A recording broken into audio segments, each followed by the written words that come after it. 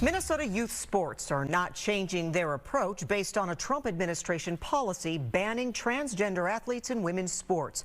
But Republican lawmakers are prioritizing a change in the law this year. Fox 9's Corin Hoggard is live at the Capitol tonight. And Corin, it kind of goes without saying, this is a highly charged issue right now. Yeah, Karen, absolutely. The NCAA last year had about 520,000 athletes.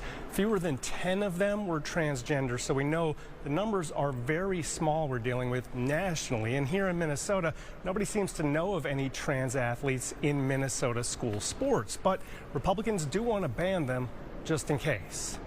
High school sports in Minnesota follow state law, so the Trump administration's ban on transgender women in sports won't be followed.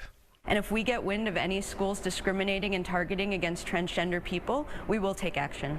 Protecting trans people is Jess Braverman's job.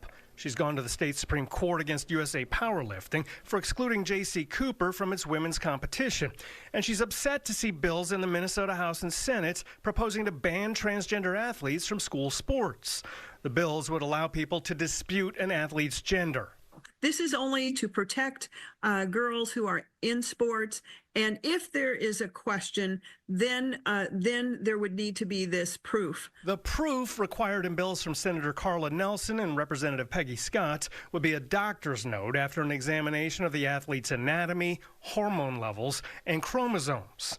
Trans advocates call it a disturbing requirement and a solution to a problem that doesn't exist. But banning trans athletes has proved to be a popular push in politics. Look, I'm not a physician.